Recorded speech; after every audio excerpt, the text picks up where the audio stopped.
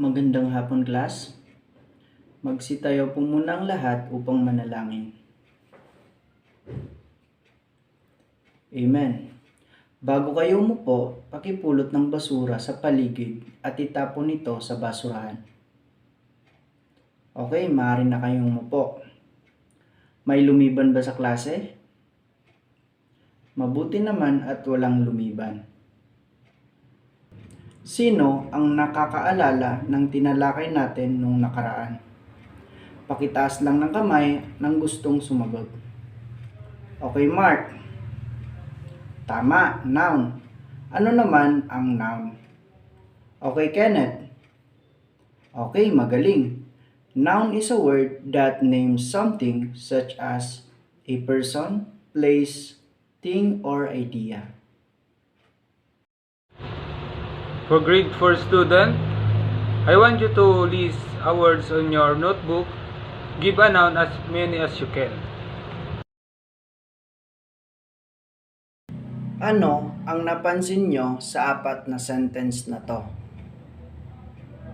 Okay, ang dalawang sentence sa baba ay nagtatanong, samantalang sa taas ay just telling us something.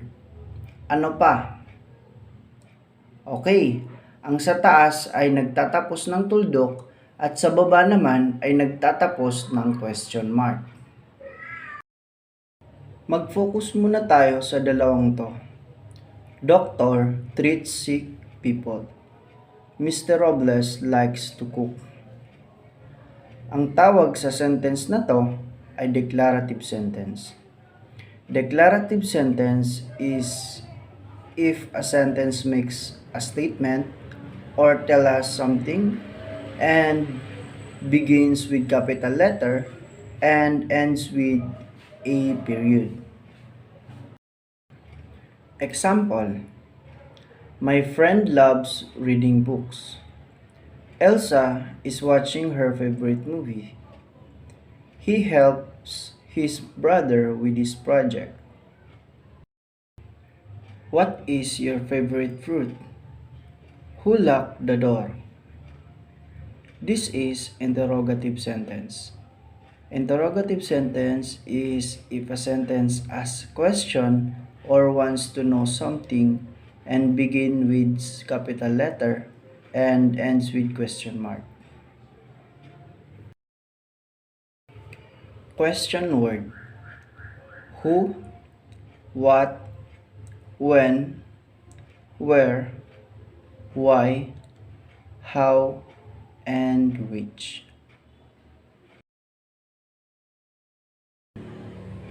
Laging tandaan na ang declarative sentence is tells us something and end with a period, at sa interrogative sentence naman is asking questions and end with question mark.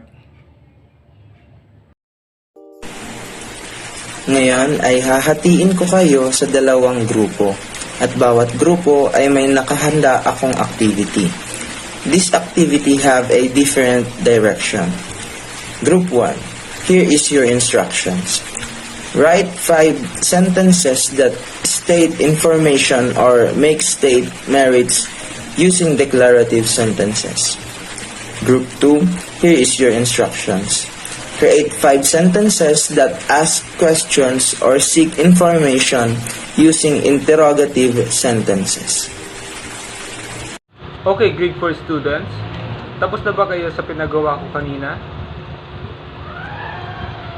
Okay, very good. So, pwede nyo ba ito i-share sa amin, ang inyong mga sagot? Okay, very good. So, ngayon class, meron akong short poem dito. Ang title ay Help.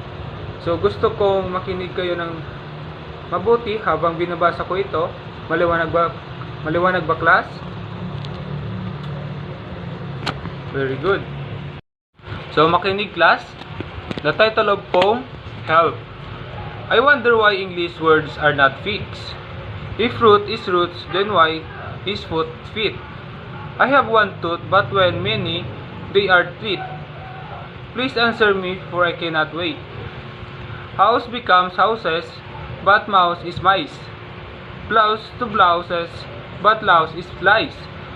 A boy or girl is a child, but both are children. Add one more man, and it will become men. Are these words true? Help me please do. Naintindihan ba ang binasa kong short poem, class? Okay, very good. So class, ang binasa kong short poem ay related ito sa lesson natin ngayong araw, which is irregular nouns. So, what is irregular nouns? Ang regular nouns ay nouns that form their plural by changing their spelling are called irregular nouns. So, sa binasa kong short poem ay may mga irregular nouns at ito ay ang foot, feet, tooth, teeth, mouse, mice, louse, lies, child, children, and then man, men. So, some nouns form their plural by changing their spelling. So, for example, goose, geese, man, men, child, children. So, and then some irregular nouns have the same singular and plural form. So, for example, deer, sheep, and then news. Naintindihan po ba, class? Okay, very good. So, now, meron akong inihanda na activity. So, write each of the words below in its plural form. So, kunin ang inyong notebook at sagutan ito. Tapos na ba ang lahat, grade 3? Magaling! Ngayon naman ay may inihanda ako para sa inyo na panibagong activity. Kumuha ng isang buong papel at sagutan ang nakalagay sa pisara. Answer the worksheet. Write D if the sentence is declarative and write I if the sentence is interrogative. Okay, grade 4 student. Tapos na ba? Okay, very good. So, mag-exchange paper at sasagutan natin ito. So, number 1, cat. What's the answer? Very good, cats. Number 2, bus. Very good, buses. Number 3, dress. Very good, dresses. And then number 4, baby. Very good, babies. And then number 5, shelf, shelves. Very good, class. So for your assessment, you're going to answer this activity. Complete the sentence by changing the nouns inside the parentheses to their plural form. Are you done doing your activity, grade 3? Very good. So now, let's proceed to our last activity. Read the short poem and fill in the blanks with the correct punctuation use.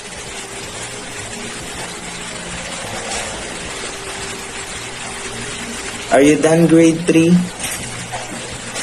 Very good. Now, pass your papers forward.